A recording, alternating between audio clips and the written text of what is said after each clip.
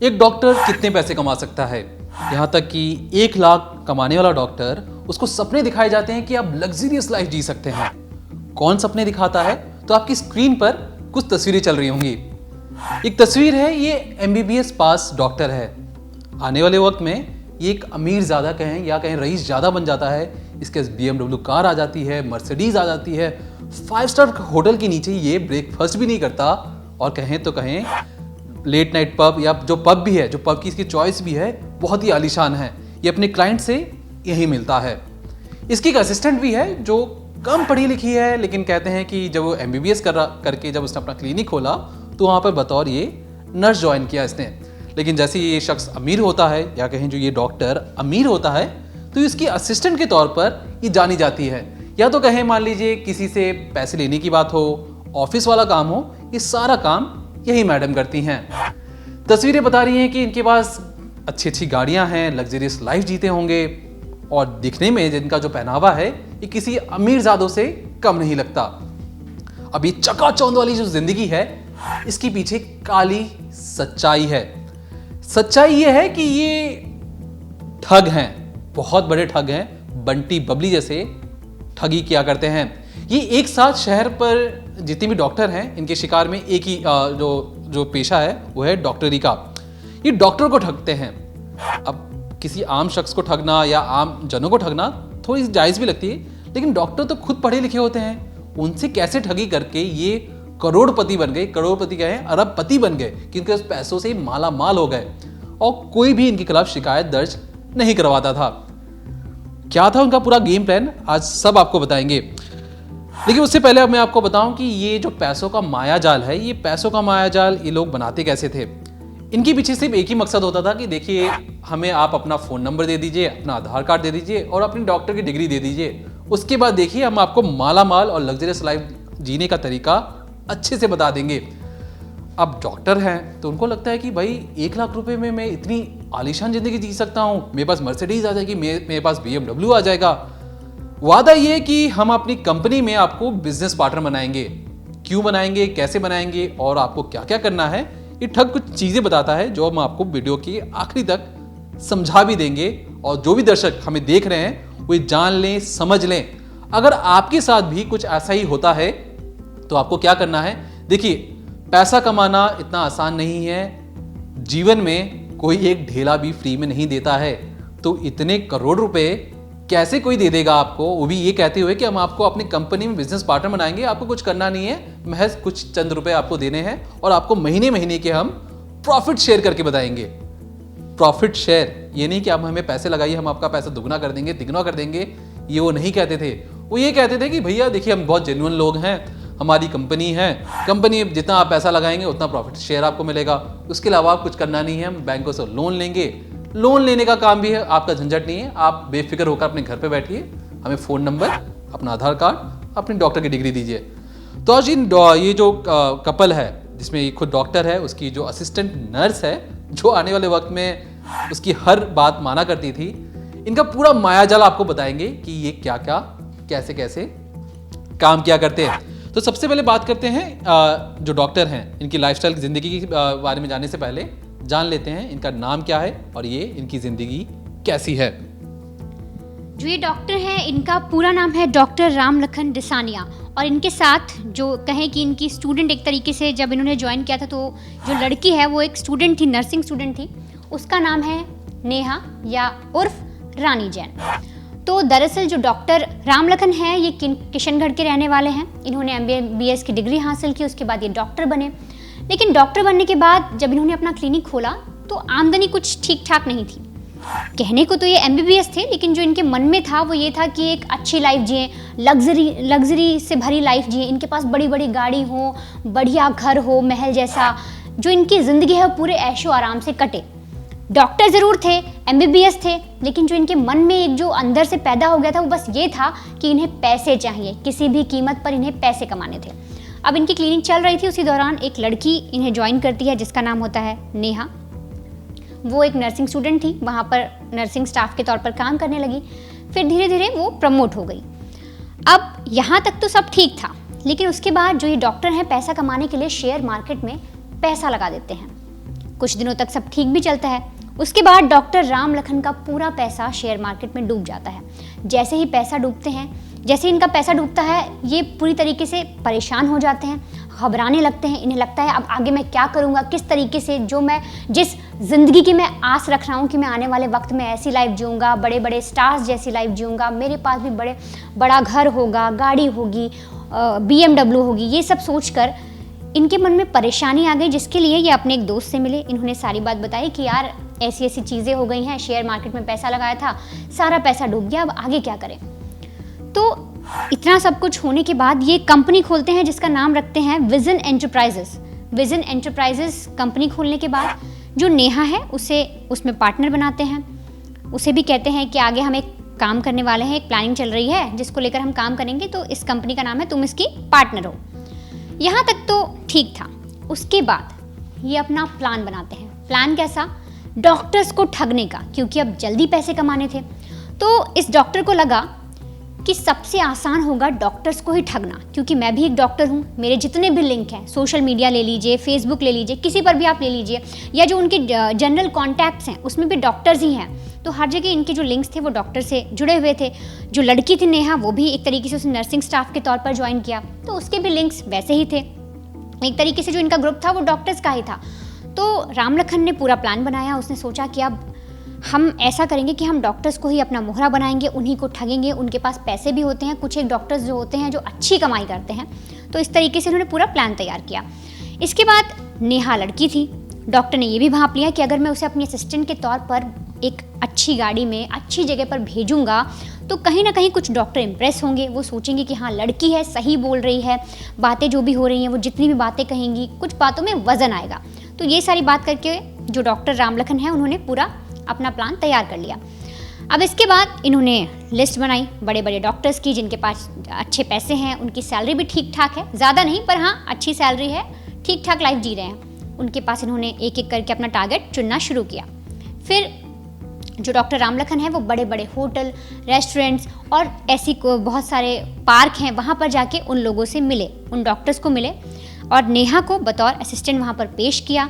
नेहा ने पूरी तरीके से डीलिंग की, अच्छे से बात की। और वहाँ पर ये लोग बात क्या करते थे डॉक्टर से, ये कहते थे कि हम आपको प्रॉफिट शेयर देंगे, जो भी मेरा बिज़नेस है, क्योंकि मेरे पास माइंस का बिज़नेस है, बड़े बड़े होटल्स हैं हमारे, हम रेस्टोरेंट चला रहे हैं, डॉक्टर होने के बावजूद मैं इस तरीके का काम कर रहा हूँ, तो आप मेरे जो बिज़नेस पार्टनर बन जाइए। आप मेरे जो मेरा बिज़नेस चल रहा है उसमें आप कुछ इन्वेस्टमेंट करिए, बिज़नेस पार्टनर के तौर पर मेरे साथ जुड़िए, फिर जो भी मुनाफा होगा उसे हम आपको शेयर करेंगे, जैसे मैं अपनी बिजनेस पार्टनर नेहा के साथ करता हूँ। ये डॉक्टर ने कहा।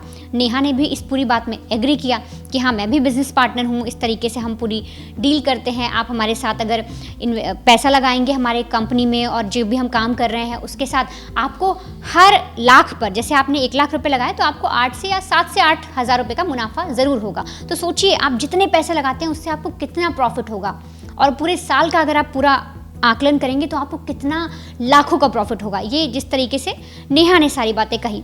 अब डॉक्टर्स जो थे वो पढ़े लिखे ज़रूर थे, लेकिन इस तरीके का लालच उनके मन में घर कर गया। उन्हें लगा कि अगर जिस तरीके से मेरी जॉब चल रही है या जो भी मैं अपने क्लिनिक पर काम कर रहा हूँ उससे एक्स्ट्रा पैसे मुझे मिलेंगे, और कहीं पर जो पैसे मेरे पास आ रहे हैं वो इन्वेस्ट भी करने हैं, तो अगर इससे बेहतर क्या मिलेगा, क्योंकि अगर वो बैंक में रखेंगे तो उन्हें इतना इंटरेस्ट नहीं मिलेगा जितना ये लोग कह रहे थे कि आपको अगर आप 1 लाख लगाते हैं तो हर महीने सोचिए आपको 7 से 8 हज़ार रुपये का प्रॉफिट होगा। तो ये चीज़ भी डॉक्टर्स को लगी कि हाँ, ये एक अच्छा प्लान हो सकता है, और सामने वाला खुद डॉक्टर है, तो एक होता है रिलायबिलिटी आ गई कि हाँ भाई सामने वाला भी डॉक्टर है, एक लड़की भी उसके साथ है, तो बातों में उन्हें लगा कि हाँ ये लोग जो भी कह रहे हैं सही कह रहे हैं। तो इस तरीके से ये लोग डॉक्टर्स को झांसे में लेते थे। झांसे में लेने के बाद उनसे पूरी डील कर लेते थे कि आपको हम ऐसे, आप सोचिए आप क्यों ऐसे रहेंगे, आप भी अच्छी लाइफ जिए, देखिए मेरे पास ऑडी है, मैं BMW में घूमता हूँ, नेहा को देखिए इसके पास अच्छा घर है, इसने इस तरीके से अपनी लाइफ शुरू की थी। इस तरीके से कहानियाँ गढ़ के जो दूसरे डॉक्टर्स थे उन्हें सुनाते थे। अब ऐसे में डॉक्टर्स को लगता कि हाँ, आने वाले वक्त में हमें भी ऐसी लाइफ चाहिए, अपने बच्चों के लिए, अपनी बीवी के लिए, अपने खुद के लिए, अपने पेरेंट्स के लिए। सबको ये लगता कि हमारे पास भी ऑडी होनी चाहिए, BMW होना चाहिए, हम MBBS डॉक्टर हैं, एक अच्छी रेपुटेटेड जॉब कर रहे हैं, तो क्यों ना हमारे पास भी ये सब चीज़ें हों। तो ये प्रॉफिट शेयरिंग का देकर बिजनेस पार्टनर बनाने के नाम पर लोगों को इस तरीके से ठगते थे। पूरा मायाजाल इन्होंने अपना क्रिएट किया, और उसके बाद ये धीरे धीरे पैसा कमाने लगे। और पैसा आप ये सोचिए कि करीब 2 साल के अंदर ही ये लोग अरबपति बन गए। ये जो आप चेहरे अभी स्क्रीन पर देख रहे हैं, ये लड़की और ये डॉक्टर, ये दोनों अरबपति बन गए उन जो दूसरे डॉक्टर्स थे उनको ठग कर। और इन्होंने करीब, अगर इस पूरे केस को देखें तो अब तक 100 से ज़्यादा डॉक्टर्स को अपना शिकार बनाया। जैसे कि वनिता ने बताया कि ये ठग लेते थे, ठगने के लिए, क्योंकि जो ये बहुत ज़्यादा अमीर डॉक्टर को तो नहीं फंसाते थे। डॉक्टर की सैलरी होती थी 1 लाख 1.5 लाख, या बहुत हद हो गई तो 2 या 2.5 लाख। अब ये डॉक्टर पहले कहते थे देखिए भैया 1 लाख की सैलरी है मेरी, 40 लाख का लोन तो मेरे सर पर पहले से ही है, तो आप जितना पैसा डिमांड कर रहे हैं इतना पैसा मैं आपको कैसे दे सकता हूँ। तो ये कहते थे भैया आपको अपनी सैलरी से थोड़ी दे देना है, हम बैंक से आपके नाम पर लोन उठा लेंगे। और लोन उठाएंगे तो उन्होंने बोला कि भैया आप लोन कैसे उठा लेंगे हमारे नाम पर। तो बोला वो बेफिक्र रहिए, क्योंकि हमारी जो कंपनी है वो माइंस में काम करती है, हमारे होटल्स हैं, हमारे कई बिल्डर्स हम बड़े बड़े बिल्डिंग्स बना रहे हैं, शेयर मार्केट में हमारे पैसे लगे हुए हैं, आप फिक्र मत कीजिए, आपके नाम पर जितना भी लोन निकलेगा हम उतना प्रॉफिट शेयर आपके साथ करेंगे। फिर बात आई कि भैया आप लोन तो निकाल लोगे, हमारे पास इतने पैसे नहीं है कि हम उस लोन के पैसे चुका सकें। तो उन्होंने कहा कि देखिए आपको उसकी फिक्र करने की भी ज़रूरत नहीं है, आप बस आपके नाम से लोन आएगा, उसकी ईएमआई भी हम खुद भरेंगे। ईएमआई वाली जो चीज़ मैं अभी आपको बता रहा हूँ, वनिता आपको बताएगी कि इन्होंने ईएमआई के साथ क्या झोल किया। चलिए, लेकिन उससे पहले मैं आपको आगे की चीज़ बताता हूँ, हुआ ये, उसके आगे होता क्या है। डॉक्टर को लगता है कि देखिए 1 लाख का तो हमें 1 लाख की सैलरी हमारी, 40 लाख का लोन है ही, तो जिनको हम अपना आधार कार्ड, अपनी डॉक्टर की डिग्री दे रहे, कितना लोन निकालेंगे, 10 लाख 15 लाख 20 लाख, इससे ज़्यादा लोन तो कोई भी नहीं देगा। अब मैं आपको एक चीज़ बताता हूँ होता क्या है। बैंक से अगर आप कोई लोन निकालते हैं और दूसरे बैंक से जाकर आप लोन निकालने की सोच रहे हैं, तो बैंक आपकी डिटेल वेरीफाई करने में कम से कम 1 महीने का विंडो लेता है, मतलब 1 महीने का वक्त लेता है कि आपके नाम पर कहाँ कहाँ कितने अलग अलग अकाउंट में, या जो सिविल स्कोर जो आपका अपडेट होता है ना, वो 1 महीने टाइम लेता है। इन ठगों को इसके बारे में जानकारी थी। डॉक्टर ने अपनी सूझबूझ से सोच समझ के, पहले तो कई डॉक्टरों ने आनाकानी की, लेकिन बाद में होता ये था कि ये कहते थे कि भैया हम आपकी ज़िंदगी तो बेहतरीन कर देंगे। अब बेहतरीन कर देंगे तो उन्होंने इसी झांसे में आकर अपना आधार कार्ड, अपनी डॉक्टर की डिग्री, फ़ोन नंबर दिया। अब होता ये है कि जो उसकी असिस्टेंट है वो जाती है अगले दिन बैंक में। बैंक में एक बैंक पे नहीं जाती है, वो अलग अलग शहर के अलग अलग बैंकों में, अगर उस शहर में बैंक की कमी पड़ जाए तो दूसरे शहर में जाके किसी और बैंक से। तो एक डॉक्टर है, डॉक्टर सत्यवर्त, ये दैनिक भास्कर की खासतौर पे रिपोर्ट है, उसमें उन्होंने 10 बैंकों से उनके नाम पर ही, उनके डॉक्टर की डिग्री के नाम पर ही 10 बैंकों से 1 करोड़ 38 लाख रुपए लोन के तौर पर निकाले। अब यहाँ पे जो डॉक्टर साहब हैं उनके फ़ोन में टिंग टिंग टिंग बजे जा रहे हैं, मैसेज आए जा रहे हैं कि आपके इस बैंक से इतने लोन आ गए, उस बैंक से इतना लोन अप्रूव हो गया, इस बैंक से इतना लोन अप्रूव हो गया। उनको लगा कि भाई इतने अकाउंट तो मेरे किसी बैंक में है ही नहीं जितने बैंक से मेरे अकाउंट में पैसे आ रहे हैं। पहले 1-2 दिन उन्हें समझने में टाइम लगा। ऐसा एक और डॉक्टर के साथ हो रहा था, उनके नाम पर 6 अलग अलग बैंकों से पैसे लोन के तौर पर लिए जा चुके थे। उनका भी 60 लाख के आसपास लोन था। दोनों डॉक्टर को लगा कि भैया ये हमारा तो अकाउंट ही नहीं है, उस बैंक से हमारा लोन कैसे बनता है। इन्होंने तो फ़ौरन ही इन्हें फ़ोन किया, जो ठग थे डॉक्टर, उन्हें फ़ोन करके बोलते कि भैया आपने इतना लोन निकाल लिया हमारे नाम पर, इतने तो हम चुका नहीं सकते। तो उन्होंने क्या कहा कि देखिए आप बेफिक्र रहिए, ईएमआई चुकाने की हमने जो वादा किया था हम वही करेंगे। फिर भी अगर आपको शक है कि हम पैसा नहीं लौटा पाएंगे तो हमारी इसी शहर में एक बिल्डिंग बन रही है, उसमें 4 से 5 फ्लैट की ये रहे कागजात, आप रखो अपने पास, पैसे नहीं लौटा पाएंगे तो अब यही कागजात अपने नाम पे आप रजिस्ट्री करवा लेना, हम आपके नाम पे रजिस्ट्री कर देंगे अगर आप पैसे हम नहीं लौटा पाए तो। इतना कॉन्फिडेंस। अब ठग करने वाले जो ठग कर रहे थे, आप सोचिए कि इतना कॉन्फिडेंस है कि उन्होंने डॉक्टरों को उनके मुंह पर या कहे उनके मेज पर ही रख दिया कागज़ कि आप रजिस्ट्री अपने नाम पे करवा लीजिए। डॉक्टरों को भी कॉन्फिडेंस आ गया कि देखो पैसे तो लिए हैं लेकिन पैसे निकल जाएंगे। लेकिन जो डॉक्टर को जो शक था कि 10 से 20 लाख रुपए निकलेंगे, उसमें से जब करोड़ों रुपए लोन मिल गया तो उन्हें डर तो था, लेकिन उन्हें समझ में नहीं आ रहा था कि आप इसका करें तो करें क्या। फिर कुछ देर बाद 2 महीने बीतते हैं। 2 महीने बीतने के बाद पता लगता है कि इसकी ईएमआई तो चुका ही नहीं गई है। डॉक्टर यहाँ हैरान परेशान कि इतने तो पैसे ही नहीं मेरे पास, मैं जो 40 लाख का जो लोन चल रहा है उसका ही मैं लोन चुकाने मेरी हालत ख़राब हो रही है। अब जो 1 करोड़ का जो लोन है उसकी ईएमआई आप सोच रहे कितनी बन रही है महीने की, 2.5 लाख रुपए। तो जिसकी 1 लाख रुपए सैलरी है वो 2.5 लाख रुपए कहाँ से देगा, प्लस 40 लाख का लोन उसके पास अलग से है। तो यहाँ पर कई जो डॉक्टर्स है वो डिप्रेशन में जाने लगे, उनकी हालत खराब होने लगी, उन्हें समझ में नहीं आ रहा था कि इतने पैसे कैसे चुकाएं। कई डॉक्टर अपनी जेब से पैसे निकाल निकाल के बैंकों को दे रहे थे, वो पैसे दे रहे थे, वो उसके पैसे दे रहे थे जिसका उन्हें एक ढेला भी बैंक की तरफ से नहीं मिला था। अभी ये जो पैसे थे, लोन के पैसे तो आ गए, ये क्या करते थे कि डॉक्टर को पहले ही बात करके डॉक्टर से एक ब्लैंक चेक पर साइन करवा लेते थे। कहते थे कि भैया देखिए, आपके नाम पे जो पैसे आएंगे वो हम अपने अकाउंट में ट्रांसफर करवा लेंगे, क्योंकि आप हमारे बिजनेस पार्टनर हैं, तो हम एक ही हैं, आप और मैं अलग थोड़ी हैं। तो पैसे आने से पहले ही ब्लैंक चेक पे साइन करवा लेते थे। इतनी बातें बना के बातों में इतनी एक्सपर्ट हो चुके थे कि लग्जरियस गाड़ी में घूमना, 5 स्टार होटलों में डील किया करते, उसके नीचे बात ही नहीं किया करते। तो सोचिए, जो आम डॉक्टर है वो किसी 5 स्टार होटल में जाके देखता है कि अरे क्या गाड़ी है, क्या 5 स्टार होटल पार्टी कर रहे हैं, सूट बूट में पहने हुए लोग हैं, तो उनकी बातों में आकर ये चेक साइन करके दे देते। वो चेक साइन करके वो चीज़ देते जो उनको बताया कि उनकी औकात नहीं है कि ये 30 या 40 लाख की चेक में काट के दे रहे हैं। लो भैया, ये रहा 10-10 लाख की 3 पत्तियाँ ले लो, तुम पत्तियाँ काट के दे दी, अकाउंट में उतने पैसे हैं नहीं। जैसे ही 1 करोड़ रुपए बैंक की तरफ से आए, इन्होंने डर के मारे उन्हें फ़ोन किया कि भैया देखिए, हमारे अकाउंट में तो इतने पैसे आ गए। वो तुरंत बैंक में जाके चेक लगाते हैं, उनके अकाउंट में जो भी पैसे थे वो अपने अकाउंट में ट्रांसफ़र करवा लेते हैं। अब जब तक EMI नहीं दी जाती है, इनकी हालत होने लगती है ख़राब। लेकिन हमारे मन में भी पहला सवाल आया कि देखिए, डॉक्टर इतने पढ़े लिखे होते हैं, क्या उन्होंने ये जानने की कोशिश नहीं की कि इसके पहले जिन जिन लोगों से इन्होंने पैसे लिए थे उनके साथ क्या हर्ष हुआ था, और ये इनकी बातों में इतनी आसानी से कैसे आ गए, ये भी चलिए अब आपको बताते हैं। अब डॉक्टर्स पढ़े लिखे हैं, जाहिर सी बात है, जो ठग रहा है वो भी डॉक्टर पढ़ा लिखा है, साथ में जो उसके नर्स एक असिस्टेंट के तौर पर काम कर रही है वो भी पढ़ी लिखी है। लेकिन यहाँ बात पढ़े लिखे से थोड़ी इतर है। अगर हम पूरी तरीके से देखें तो ये एक ब्लैकमेलिंग का खेल भी है। एक तो कहीं ना कहीं ये जो पूरा केस है ब्लैकमेलिंग की तरफ मुड़ जाता है जब बात आती है EMI पे।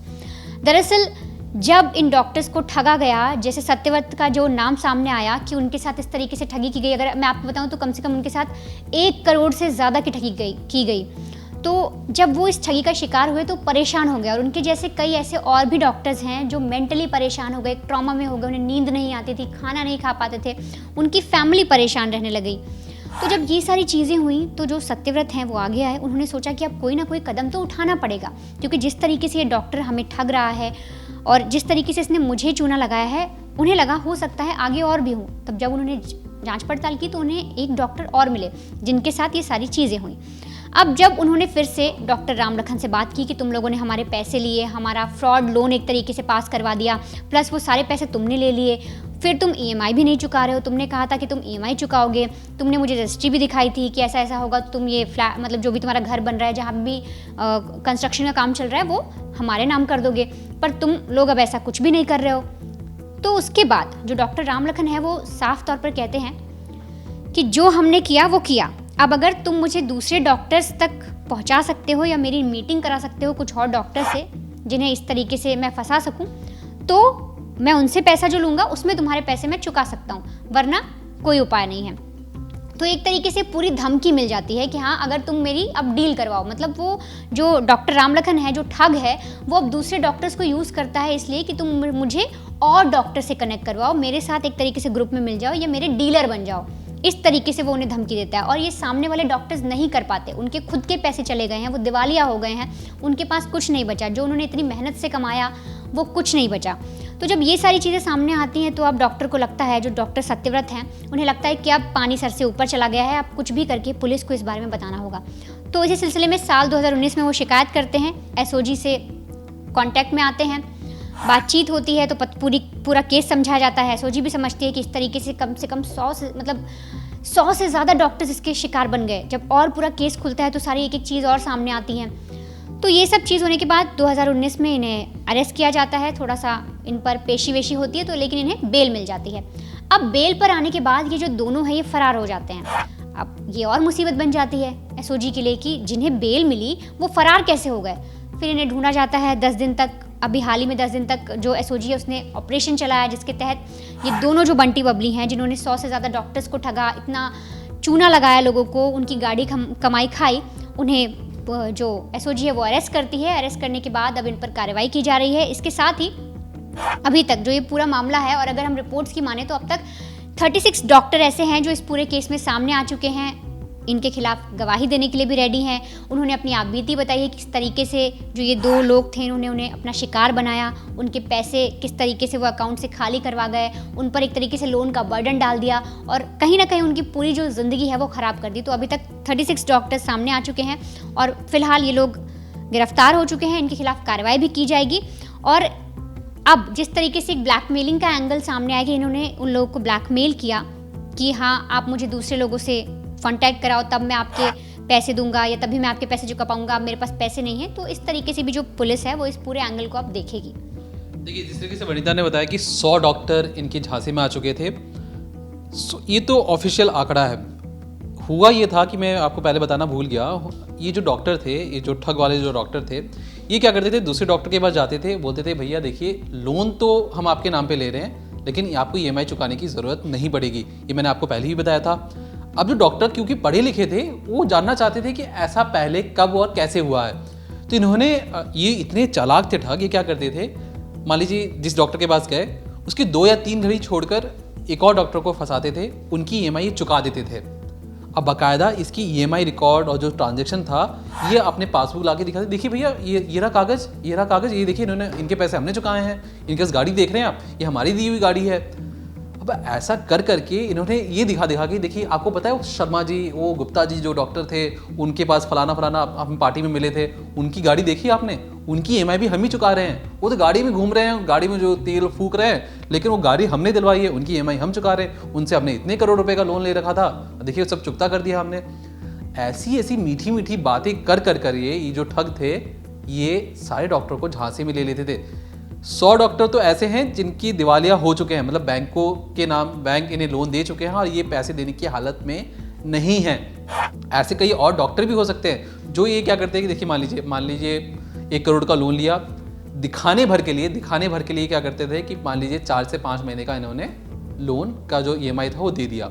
इससे क्या हो जाएगा कि आपके पास कागज़ आ जाएगा, ट्रांजेक्शन ID आ जाएगी, उसी ट्रांजेक्शन ID को दिखाते हुए आपको किसी और को ठगना है तो ये उसी कागज़ का इस्तेमाल क्या करते हैं दिखाने के लिए कि भैया देखिए हम तो उसका दे रहे हैं, आप भी दीजिए, आपका भी चुका देंगे, एक ढेला नहीं देना आपको, लेकिन सारी फैसिलिटी आपको मिलेगी।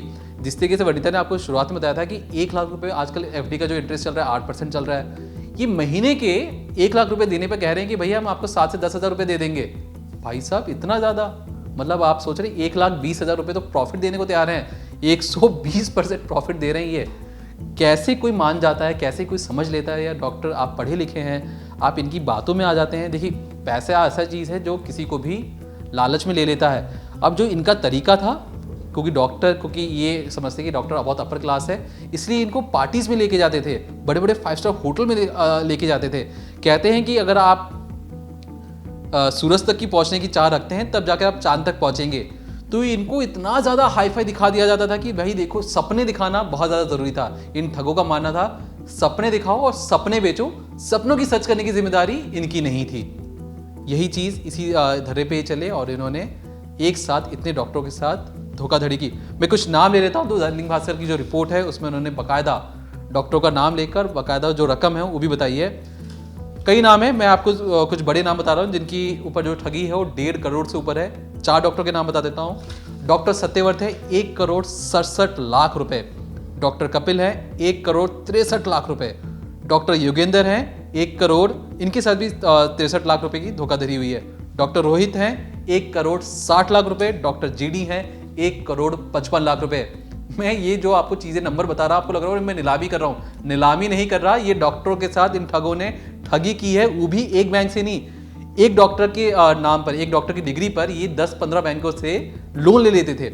अब यहाँ पे जो दिक्कत वाली बात है, वो दिक्कत वाली बात जो मुझे पर्सनली लगी, क्या बैंकों ने ये डिटेल वेरीफाई करने की कोशिश नहीं की कि भैया इनके नाम पे तो पहले से ही इतना लोन है, हम इन्हें लोन कैसे दे सकते, तो डिफॉल्टर है ये हैं। तो क्योंकि इन्होंने ये जो ठग थे, इन्होंने लूप होल पहले ही फाइंड कर लिया था। लूप होल ये कि एक सिविल स्कोर होता है, जितने भी हमारे दर्शक है वो जानते होंगे सिविल स्कोर क्या होता है। टाइम पे अगर EMI नहीं चुका पाएंगे या क्रेडिट कार्ड जो भी इस्तेमाल करते हैं, अगर आप टाइम पे ना कर पाएंगे तो आपका सिविल स्कोर खराब हो जाता है। लेकिन इस सिविल स्कोर को अपडेट होने में महीना भर का टाइम लगता है। अब ये क्योंकि अब मान लीजिए आपके अकाउंट में पैसे आए, उसके 2 दिन बाद ही ये अपने अकाउंट में ट्रांसफर करवा लेते थे। तो इससे ना बैंकों को पता लगता था कि इनके नाम पर क्या कितने लोन हैं। तो बैंकों को चाहिए कि रियल टाइम, मतलब मान लीजिए मैंने आज के टाइम पे फलाने बैंक से, या मान लीजिए मैंने SBI से लोन लिया, अगर मैं किसी प्राइवेट बैंक से लोन लेने जा रहा हूँ, मान लीजिए ICICI बैंक से लोन लेने जा रहा हूँ, तो ICICI बैंक वाले को पता होना चाहिए कि दीपक सिंह के नाम पर पहले से ही SBI में लोन है, तो हम उसे अब इतना क्रेडिट नहीं, मान लीजिए मेरी जो मेरे सैलरी है उसमें मेरी जो होनी चाहिए 30 लाख रुपए होनी चाहिए, लेकिन 30 लाख रुपए होने के बाद भी अगर मैंने किसी बैंक से 25 लाख रुपए लोन ले लिए, तो ये नहीं कि दूसरा जो बैंक है वो मुझे भी 25 लाख रुपए लोन दे देगा, वो मुझे सिर्फ 5 लाख ही दे सकता है। अब मैं तीसरे बैंक के पास जाऊंगा तो तीसरा बैंक मुझे कोई रुपए नहीं देगा। तो ये बैंकों के पास एक रियल टाइम अपडेट होना बहुत ज़्यादा ज़रूरी है। अगर रियल टाइम अपडेट नहीं होगा तो ऐसी धोखाधड़ी होती रहेंगी और ठग जो है इसका इस्तेमाल अक्सर करते रहेंगे। जानकारी के लिए देखते रहिए क्राइम तक।